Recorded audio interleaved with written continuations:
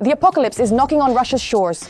The new year could turn into a black abyss for millions of Russians. The AFU has accomplished something monumental.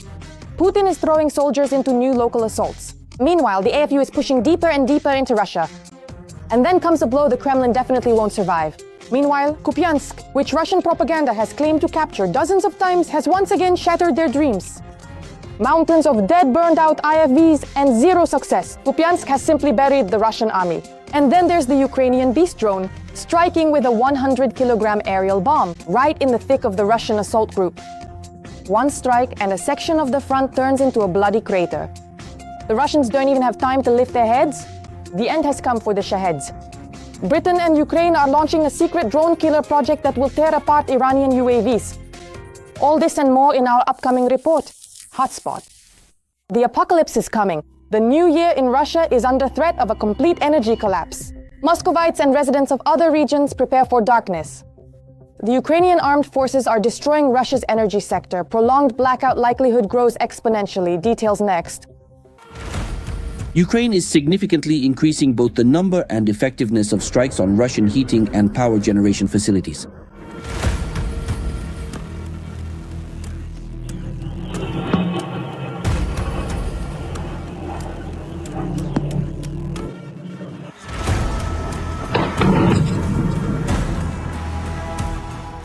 The actions of Ukraine's defense forces are a response to the ongoing attacks on Ukraine's civilian and critical infrastructure.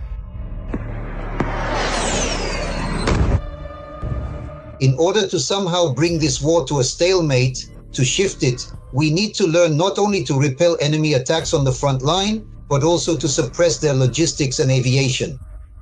That's why it became necessary, and I'm not even mentioning the need to strike at Russia's military-industrial enterprises and energy system. By trying to leave Ukrainians without power, the Russian dictator is condemning millions of Russians to a dark and cold winter. If, for example, a blackout is threatened in the capital of Ukraine, the Kremlin must realize that a blackout will also come to the Russian capital.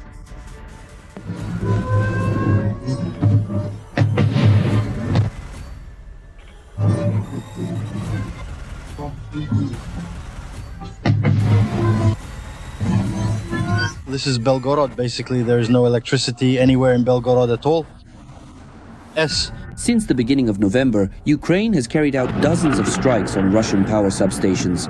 Long-range drones are cutting off electricity in occupied Donetsk and Crimea.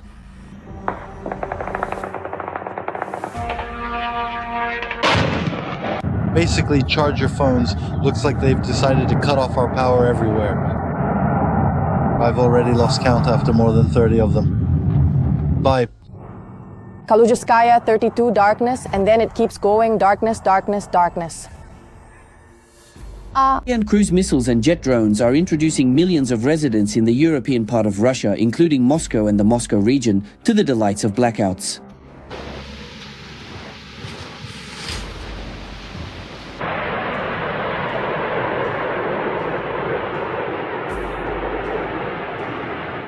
In addition to Ukrainian weapons, we must not forget about the supply of Western arms, which Ukraine has also recently begun using to strike Russian territory. The corresponding approval has been received. Therefore, we can say that the territories of the Rostov, Kursk, Belgorod and Bryansk regions are within the strike zone. Of Western strike systems, I want to emphasize again, ATACMS, Scalp, Storm Shadow, as well as accordingly, the modernized version of the S-200 surface-to-air missile system. Before the onset of winter, Ukraine possesses a wide range of powerful long-range weaponry. Barsk, Peklo, Polyanitsia, and FP-1 rocket drones, as well as Flamingo and Long Neptune cruise missiles, can reach the largest Russian cities, including heating and power supply facilities in Moscow and St. Petersburg. Taking into account the climatic features of the Russian Federation and considering the tactical and technical characteristics of the Ukrainian strike systems, the Russian Federation is facing a harsh winter, both literally and figuratively. First and foremost, this concerns thermal power plants and other production facilities that sustain the life of major Russian cities.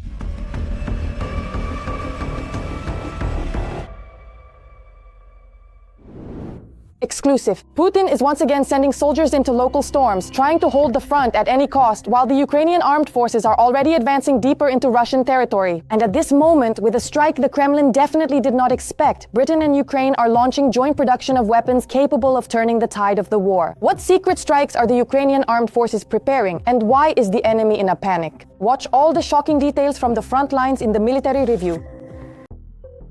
Unknown drones once again attacked the Novokuybyshevsk and Bizhevsky oil refineries in Russia's Samara region, according to Russian media. According to local residents, about 10 explosions were heard. Eyewitnesses also reported bright flashes in the sky. Interesting. Putin is stockpiling missiles to strike Europe. This warning was made by U.S. Army Minister Dan Driscoll during a meeting with European diplomats in Kiev.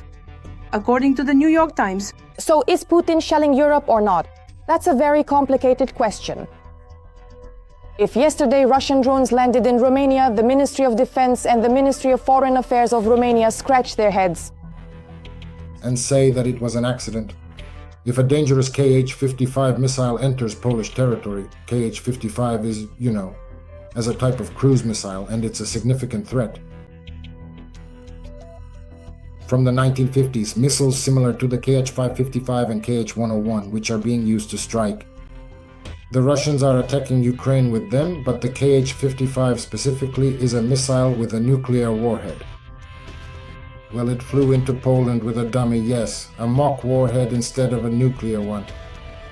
There was no nuclear charge there, thank God. But no one can determine in flight whether there was a nuclear charge or not. According to journalists, regarding the growing missile threat from Russia, Driscoll mentioned this in the context of discussing the American peace plan. European diplomats understood this as a hint from Washington that it is necessary to achieve an end to the war in Ukraine as soon as possible. In turn, Europe is considering retaliatory actions against Russia regarding drone incursions and sabotage, Politico reports, citing sources. Europeans are responding, but they are responding very slowly. And Europeans are taking a reactive stance, a position of reaction to those provocations, to those jabs with which Russia is attacking them. But Trump himself, it seems, does not have a clear vision of the world to which he wants to steer Ukraine. That's why he is asking our country to sign a peace agreement without providing any security guarantees. Well, obviously that means a change in rhetoric. In actual fact, both in America, and I would certainly say in Europe as well, considering the current geopolitical landscape, but quite recently, the United States administration has been making it abundantly and unequivocally clear to its esteemed NATO partners, at least verbally and through official statements, that while they are indeed integral NATO members, NATO itself is positioned here, and America, with its distinct global role, is positioned over here. It's not the same thing. Well, the Americans are forcing Europe into certain actions.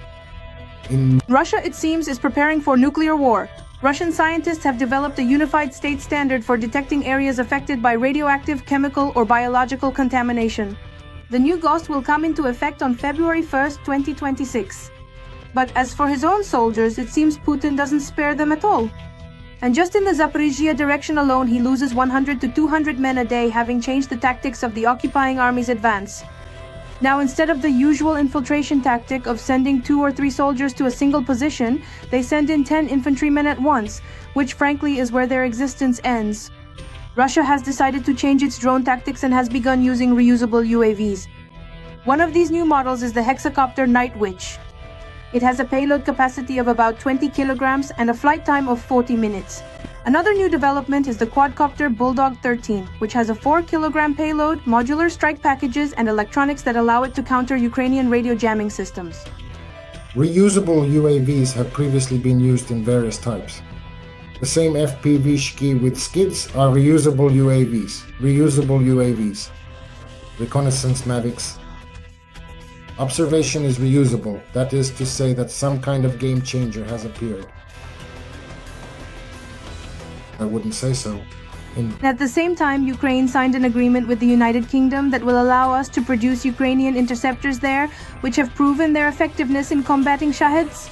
It has been announced that mass production is planned, which could reach several thousand per month.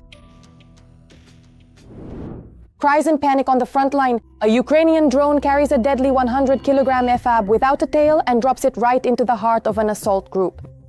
One package and a pile of Russian casualties. This is pure hell and a nightmare for the occupiers. They don't even have time to realize where it came from. Watch for all the details. The Russian Federation's worst nightmare, or rather the reason they can't sleep, is the new Ukrainian strike drone, the FP2. The FP2 is used for strikes on the Russian rear. It can also carry an adapted aerial bomb as its warhead. And the FP2 drone is specifically designed for strikes, especially with a penetrating warhead like this. It's not soft like regular drones. Instead, it uses a 100-kilogram FAB-100 bomb with the tail section removed as its warhead. In other words, this UAV can strike targets quite effectively. Because the FAB-100, for example, was the main bomb of World War II, the most widely used bomb. And at the same time, it can hit targets with high precision. the use of these drones is confirmed both by the occupiers and by the Ukrainian military themselves, who show them in action against the enemy across the Donbass.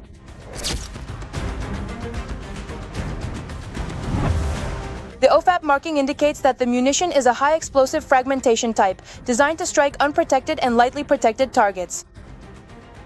The FP2 can strike both stationary targets and in certain cases moving targets as well. And this is a very important point because, for example, it allows you to hit things like Iskander missile launchers as they move into position. The Ukrainian company Firepoint has unveiled the FP2 strike drone in the middle strike class. It follows the design of the long-range FP1 drone, which is used to hit targets in the rear of the Russian army. This is, so to speak, a modernization of the long-range FP1 drone, which has a range of up to 1,400 kilometers. And the FP2 has kept the same design, but is smaller in size. Apparently, it has a shorter wingspan. And its range is limited to 200 kilometers. The main bulk of warehouses and logistics centers at the army and frontline level are located here. That's why this strike zone is very important. The manufacturers offer the system both with a classic stationary launcher and a mobile version for rapid deployment disguised as a regular army truck. You can drive up as close as possible, say, within 10 kilometers of the front line, quickly launch, and then quickly leave the strike zone. It is noted that the relative cheapness and availability of drones combined with a heavy warhead allows Ukraine to some extent to compensate for the shortage of high-precision missile weaponry. The FP2 can be considered a high-precision munition. Why? A camera is installed on it and a relay is suspended in the area, let's say, about 10 kilometers from the front line.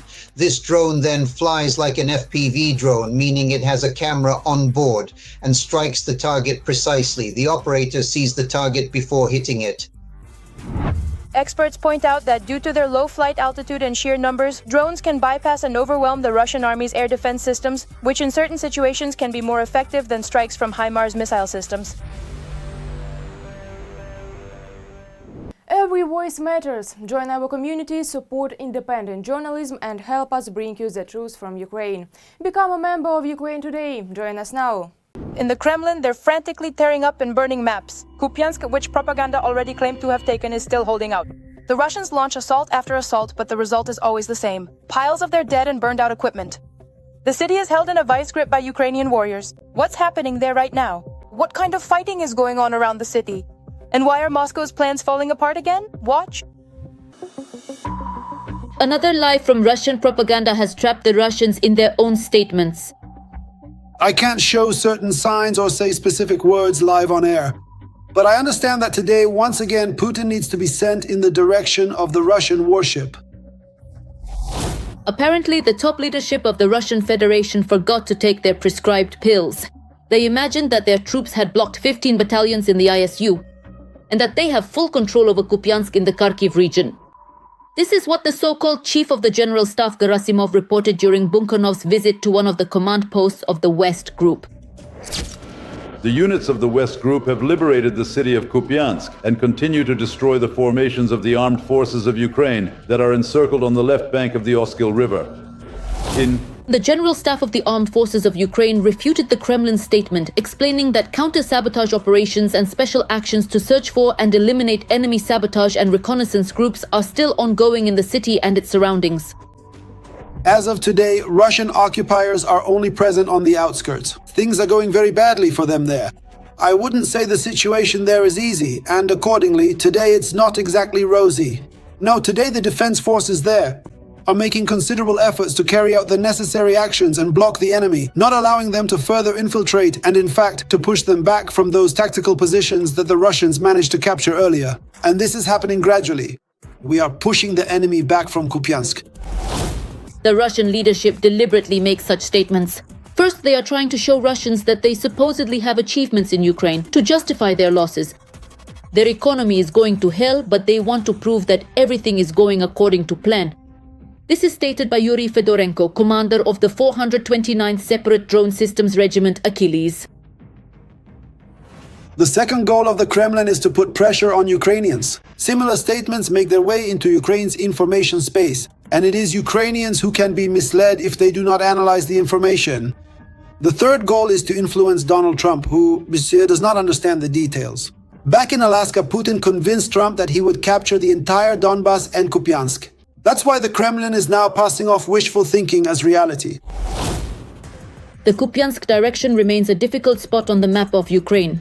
In the city itself, the defense forces managed to tie up the enemy's offensive units without allowing them to impose intense urban combat. The enemy is suffering huge losses and cannot advance beyond the outskirts. Meanwhile, Ukrainian forces continue to gradually, over a period of time, little by little, in a slow and steady manner, Step by painstaking step, block by block, they relentlessly push the occupiers back to their rightful homeland. This ongoing process is steadily accumulating, and accordingly, in the foreseeable future, there will be a determined attempt to take complete and decisive control specifically over the vital logistics and the strategic location of Ukraine's courageous defense forces. In addition, the occupiers are using the so-called flag pumpkin tactic. That is to say, when a small group of 2 or 3 individuals, perhaps a reconnaissance team, runs into a certain specific area of Kupyansk, which is located within the contested grey zone, that is, territory not firmly controlled by either warring side, they then proceed to raise the distinctive Russian tricolor flag, a symbol of their presence. They meticulously film all of this footage, and then they carefully present it as irrefutable, objective evidence, supposedly demonstrating and clearly showing that this particular neighborhood, a specific area of Kupyansk, is already directly and firmly controlled by Russian occupation forces. Right now, the main task for both sides is to cut off or at least significantly complicate logistics. And despite all the difficulties of the situation, including weather conditions and a shortage of personnel, Ukrainian defenders are handling it masterfully. This is the end for the Shahed. It's sensational. Britain and Ukraine are launching a secret project called Monster Interceptor, which will tear Iranian drones to pieces right in the air. Joint production has already begun. British technology plus Ukrainian fury. Total hell for the occupiers. Watch this. Ukraine is strengthening its air defense not only on the front lines but on a global scale. In the United Kingdom and Ukraine, a historic licensing agreement was signed for the production of Ukrainian Octopus interceptor drones, developed specifically to counter Russian Shaheds. This agreement, as emphasized by Defense Minister Denis Shmyhal, marks a new stage in international military technical cooperation. When Ukrainian technologies become the foundation for mass production by partners in the defense coalition. Mass production of interceptors is planned, which could reach several thousand units per month. The manufactured equipment will be delivered to Ukraine to strengthen the protection of our skies. Denis Shmyhal, Minister of Defense of Ukraine. The Octopu project is currently in the final stage of negotiations and could be launched in the coming months.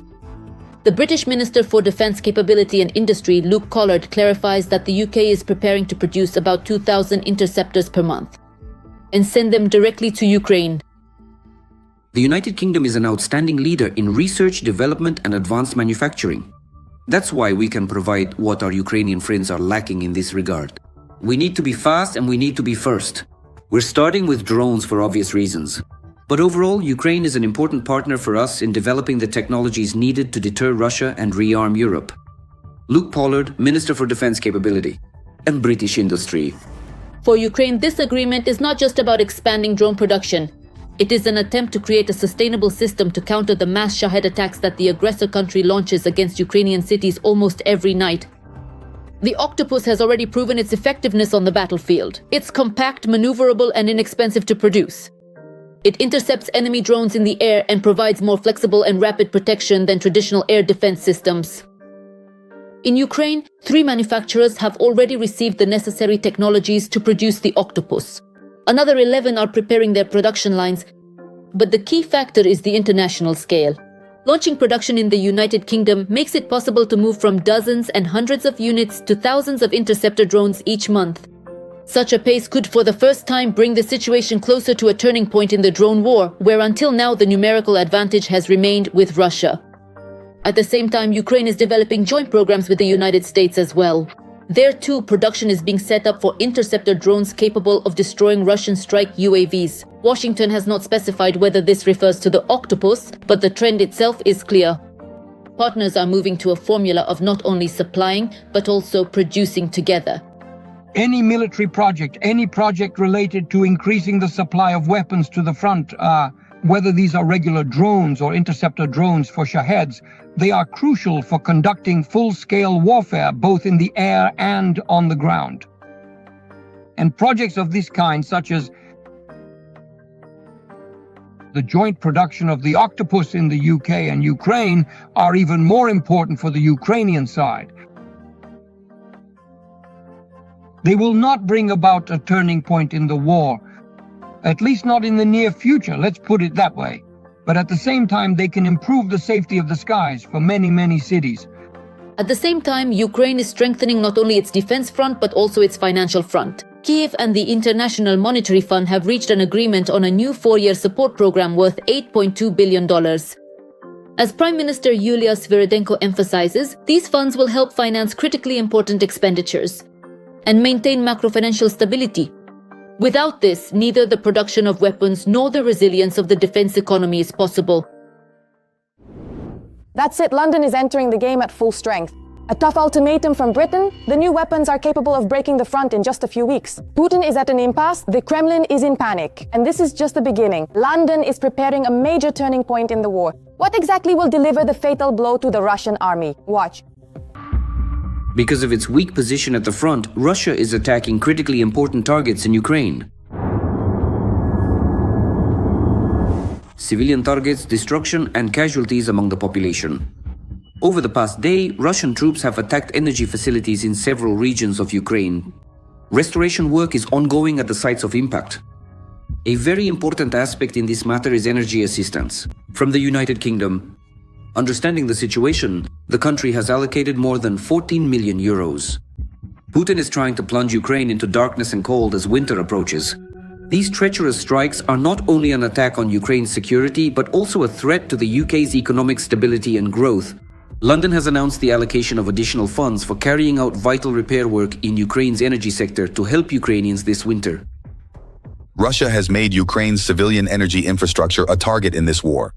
Now, as we enter the cold winter, they are intensifying their brutal attacks on energy and heating networks, while Putin tries to intimidate the Ukrainian people. However, Ukraine continues to demonstrate exceptional resilience despite all the hardships.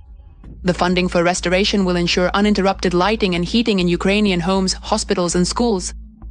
We are grateful to the United Kingdom and Prime Minister Keir Starmer for extending humanitarian and energy support to Ukraine, as well as for the announced energy assistance package. At a time when Russia is increasing the number of attacks on civilians and critical infrastructure, such solidarity is extremely important. London continues to put pressure on Russia through sanctions as well. He announced new restrictions for the Kremlin, which will be gradually implemented throughout 2026.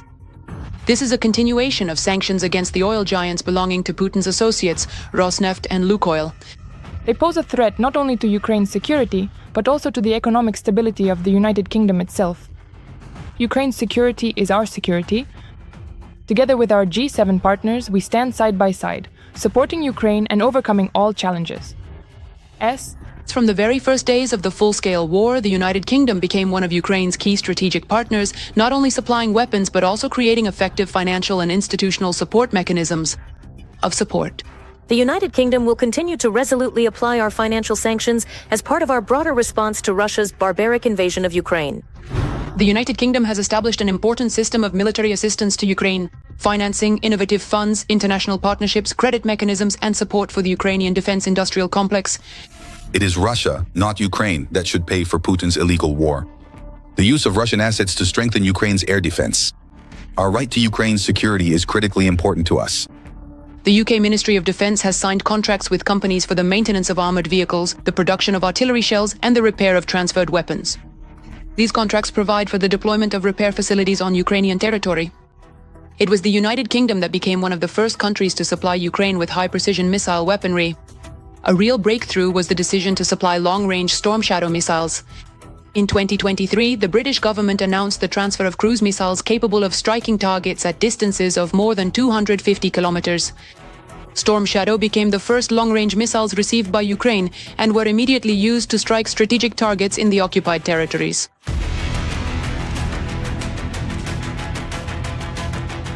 This month, the armed forces of Ukraine received a new batch of Storm Shadow missiles.